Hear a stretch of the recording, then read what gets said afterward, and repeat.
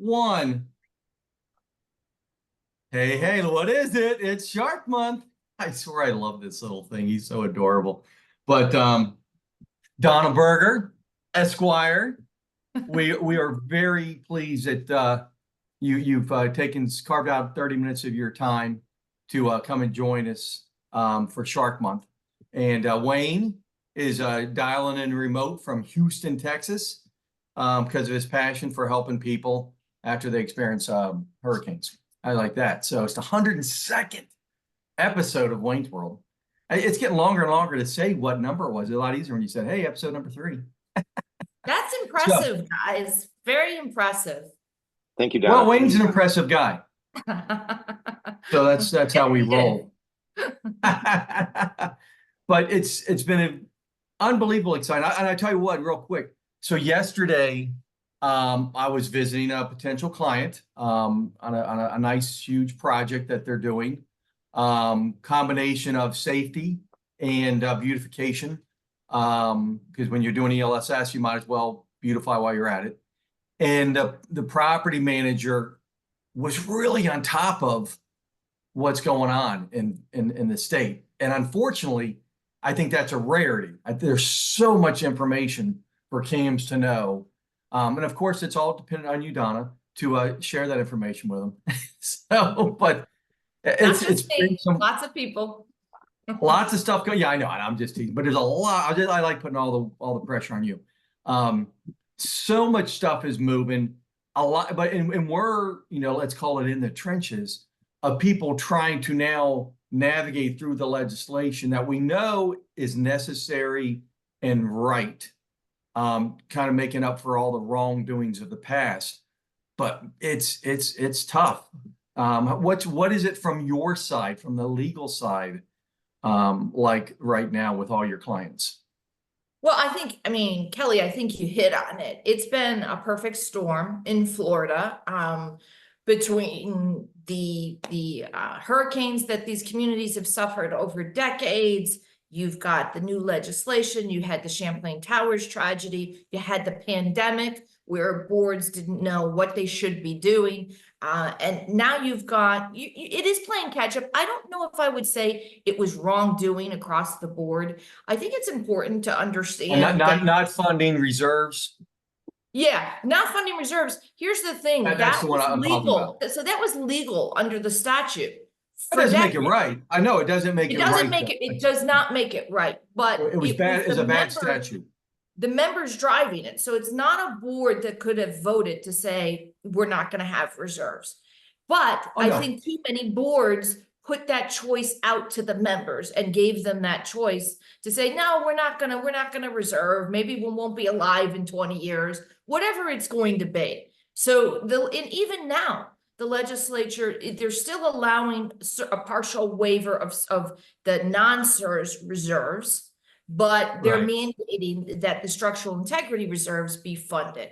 So I think there's been a level of informality, Kelly, across the board that needs to end. It's no longer a good fit. The kind of shoot from your hip, we're the board, we don't need a manager, we don't need an attorney, we don't need an engineer, we're just gonna kind of do this things on a handshake and a wink, and those days are gone. So if there are any board members out there that still think they can operate with that level of informality, given the civil penalties, the potential criminal penalties that are now possible, I think that you need to rethink whether or not you should be on the board. Sure, but just to be clear, I wasn't pointing the finger at board members, because even I, who's in the industry, and all of us probably right here, would probably say, oh yeah, let's, do I want to pay extra or not? Oh, well, wait. But no, I blame Tallahassee for that. That was a state that said it was allowed to waive them. So that's if I was pointing fingers, I'd point finger at politicians. But I'm right there with you, but I also think it's the way these properties have been marketed since inception. Don't you guys think that, back when the housing stock was developed in Florida, I'm talking, I guess it was 60s, 70s, maybe even 50s for some of the oldest cooperative communities, they really marketed this as turnkey. You can't Right. afford, this is how you can afford to live on the beach. You buy in a co-op or in a condo. It's affordable. It's almost like it was affordable housing. Turnkey, you don't have to do anything. Nobody ever thought about maintaining the place. They just bought at wow, I could afford a condo with a view of the ocean, and nobody ever told them. And yeah, they should have thought about it, the purchasers, what's this little piece of paradise really going to cost to maintain over the year? Yeah, they probably thought because they couldn't mow the ocean, didn't have to do that they'd be okay regarding yard care. I mean, Donna, you've definitely hit the nail on the head regarding the problems that we've had nationally. For the first time in my life, I'm in a managed community with a management company. I do happen to really enjoy it very well. We knew what we were getting into before we had moved into that, because it's what I've done for a living, pretty much my whole professional career. So are you finding out when you're talking to your clients, how you delivering the message? There's so many challenges that all three of us face regarding our clients, especially, I guess, kind of front and center for maybe me and Kelly. I don't know how it is for you, but just being able to maintain good relationships with CAMs that you've had longevity with, but with I think the average work expectancy, I've read it's down to like 4 months, 5 months. How do you do that, Donna? How does your firm handle that? I know you're very relationship driven. What does that look like for you? Well, I imagine my experience, Wayne, is like a lot of other community association attorneys' experiences. We're wearing a lot of different hats these days. We used to just be counsel, right? You call us, is there liability, Donna, if, X, Y, or Z happens? Now you ask, and Kelly has asked too, how do you address this? Sometimes I feel like I'm a drill sergeant, getting in their faces and saying, no, really letting them know what's going to potentially happen if they don't change course. Sometimes a psychologist, sometimes often a teacher, sometimes a softer, gentler approach is needed. But I will tell you, I am not hesitant to let go of, to disengage a community. And this is only last ditch effort. If I can tell that the board is not willing to safely operate within the confines of the law or their documents. And there are communities out there, and I always, Wayne, question why professionals continue to work with some of those communities. If they've tried their hardest and they still know this board is just not going to get it, from my experience, I've had to part ways. Not too many, but sometimes I have, if it's a board that they've actually told me, sorry, but we're not doing that. What will happen is 9 times out of 10, just that little jolt, the community will change course, new board comes in, we re-engage. But sometimes you have to walk away if you're dealing with an association that's not going to do the right thing. Donna, I gotta ask you to just follow up on that. Since I'm not an attorney, is there a part when let's say you give legal advice, and the board doesn't take it, something bad happens, where does the fiduciary responsibility begin and end with an attorney in the relationship you have with the board? It's a great question. And I've often said to clients, now that you've asked the question and you've gotten the legal advice, if you discard that legal advice and you're acting against advice of counsel, that can form the basis for a potential breach of fiduciary duty claim against the board. So, but what happens, Wayne, is a lot of times the board will kind of know that what they're thinking is not necessarily the best course of action. So they don't ask, they don't loop in counsel. And this is an important point to make. As association counsel, it's periodic representation. So what do I mean by that? It means I'm not sitting in my client's association office. I'm not general counsel. Like if I were general counsel to Apple, and I'm in I'm in the building, and you can come to my office and go, hey, Donna, this is what's going on. You have to pick up the phone. You have to call me. You have to loop me in. So you guys can imagine what happens. We get looped in when they want to. And I can give you the greatest example of this. I had a client call me and they said, Donna, we're worried about the board meeting. Is this notice right? They sent it over. Okay. 2 days later, I get a call from the local building official saying, we're going to have to shut down the building because a car drove into the building. There was one fatality on site. The other person died at the hospital. This had happened 3 days before that phone call from the client asking me about the board meeting notice. So they had a fatality in their community. A car crashed into the building, destabilizing it because it was only 4 units in the building. They never thought to tell me that. They were just asking me about the board meeting notice. That's what I'm talking about. So it's a big challenge for association attorneys because it is periodic representation, meaning we're not really keyed in to what's going on in that community at any given time, unless the board and or manager has thought to contact us. What an answer. Appreciate that. Thanks, Donna. That's a disturbing story, Don. Is it? And that's a true story. Yes, it's a true story. I wouldn't come on here and tell you fibs. You can't make this stuff up. I mean, there's 4 units and we're worried about notification. But did I not tell you that a car ran into? Yeah, the truth is. I had a plane run into one of my buildings. Unfortunately. Oh my God. Oh. One of those banner planes. It was a building along the coast.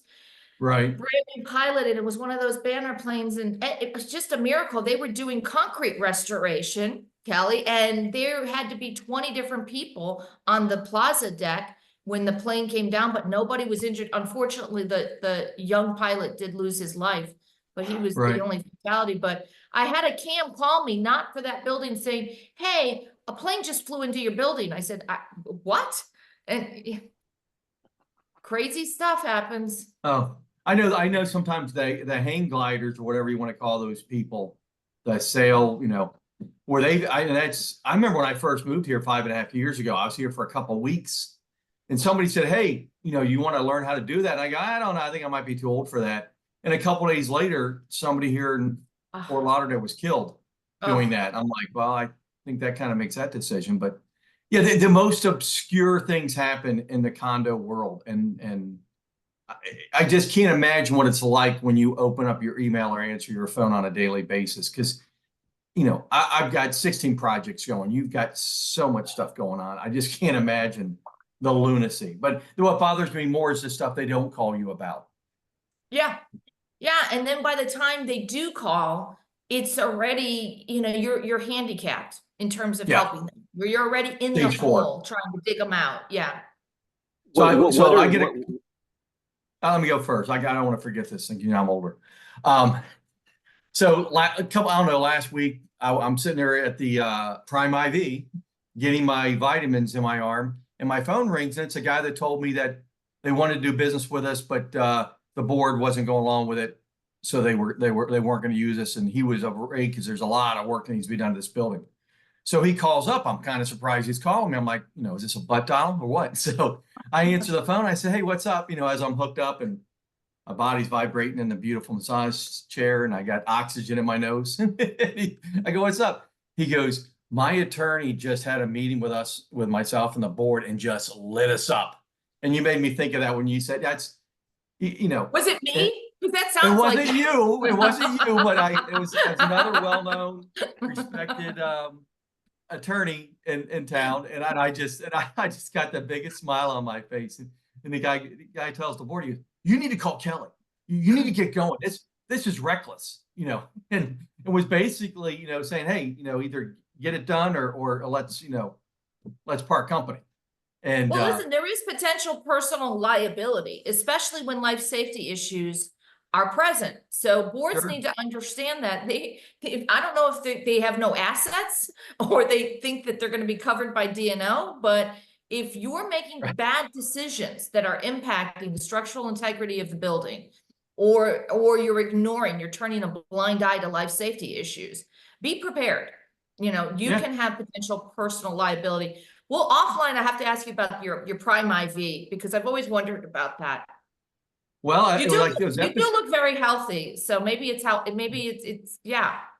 You got to save that for offline because of the time limitations. Because Kelly will blow the. So I think it was episode 92 when we actually had. Here we go.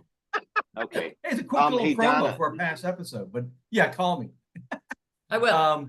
Donna, So what's some what of do the you, biggest pieces of legislation that's just come down the pike that you think is most important for your clients to know about?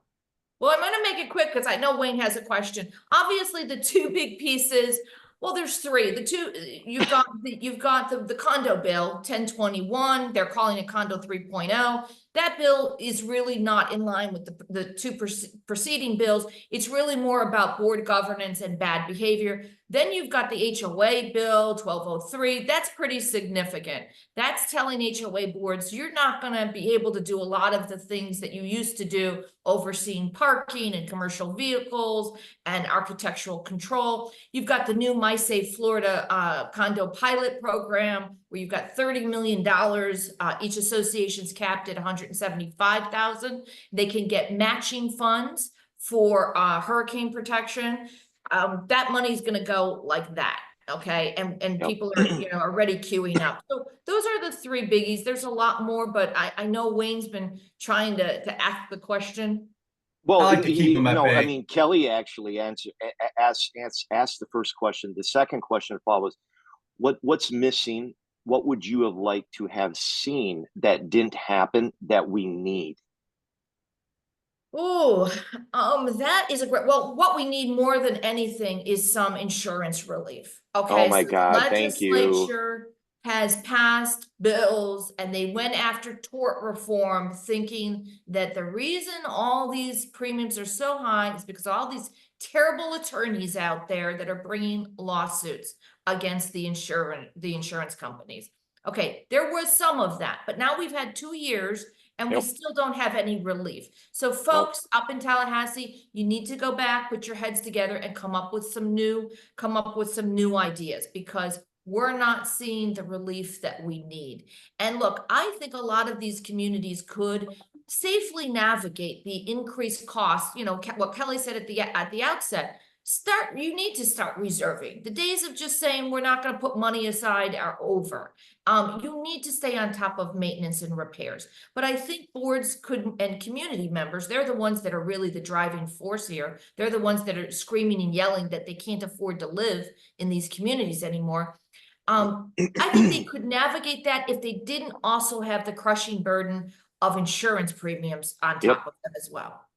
Yeah, I mean, the insurance piece, kind of what you were saying earlier about, about not exactly being attorney friendly, not exactly being contractor friendly. A lot of fingers are pointed at you and me. And I don't know, we could do a whole separate podcast just regarding on the insurance component. A little surprised. It seems most states that I'm operating in are very consumer friendly. Okay, this one does not seem to be very consumer friendly, I guess, regarding what I think the claim to file a claim in Florida. Used to be 3 years, now it's 2. We don't have enough contractors out there. We don't have enough PAs out there. We don't have enough attorneys out there to be able to get all this through the system to put these communities back together as a whole again. And that's disturbing to me. I hope that changes, Donna. I really do. I'm interested to hear your perspective, Wayne, because I agree with you. It seems like Florida is going in the wrong direction. Yeah. In terms of being consumer friendly. And I think we're going to see the result of that fewer people are going to move to Florida. Fewer people are going to retire to Florida. We'll see. I know that there's been a lot of people moving from other states out west, younger people moving to Florida, which is a good thing. But I think Florida is going to be very unaffordable for older people on fixed incomes. And I also question whether or not it's going to be affordable for service people who are working at all these restaurants and companies and everything else. Donna, is the insurance lobby that powerful in the state of Florida?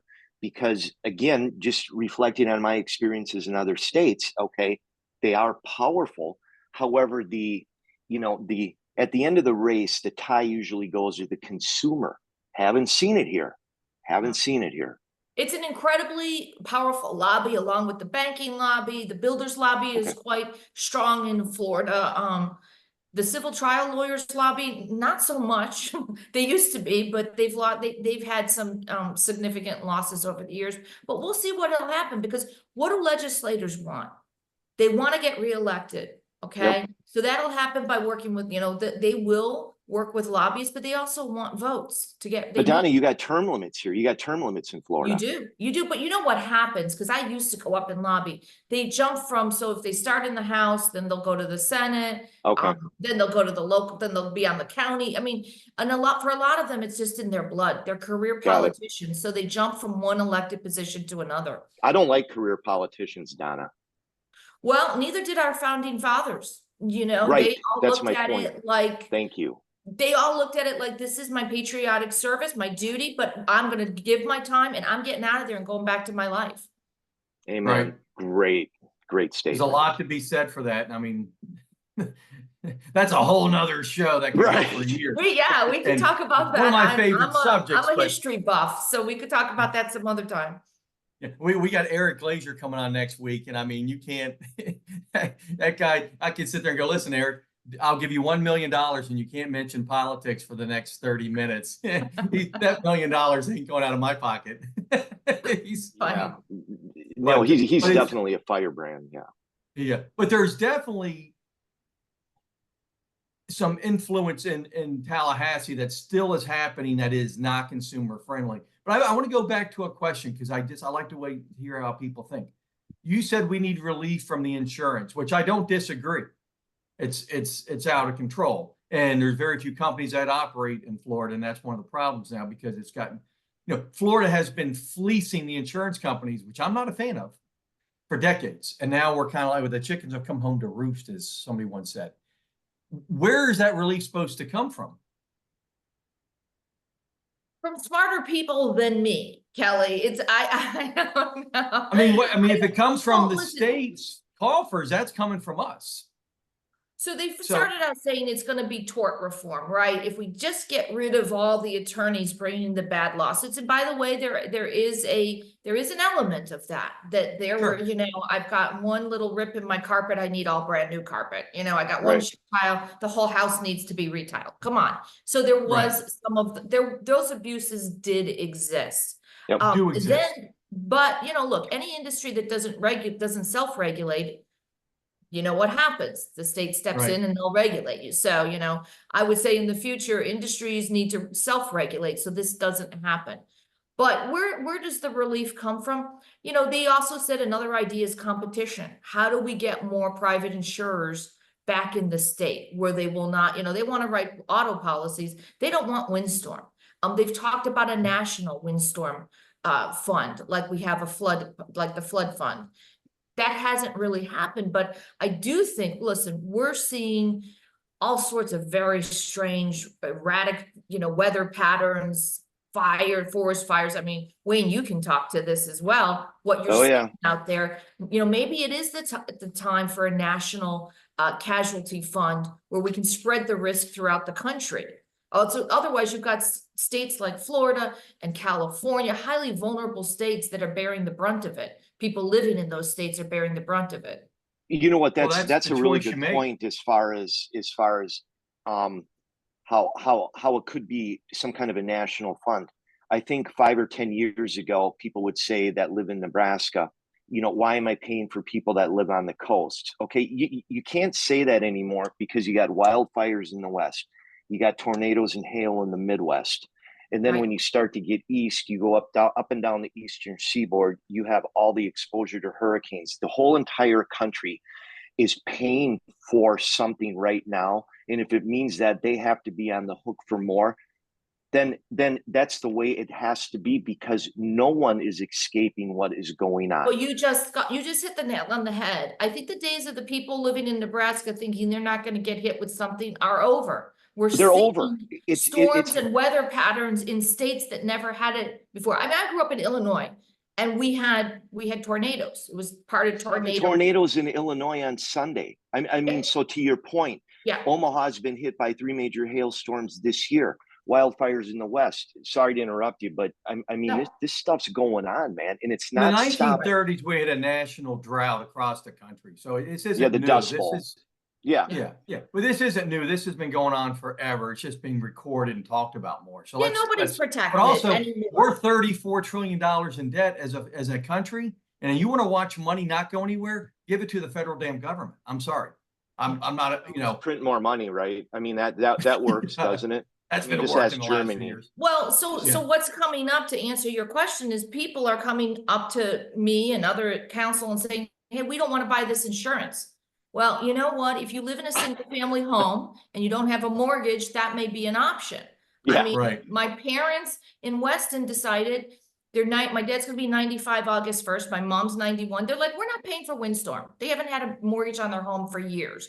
You know, we were all like, you're gonna get fire and flood and Yep. liability, mom and dad, but if you Yep. don't want to pay for windstorm, we get it. But people Yeah.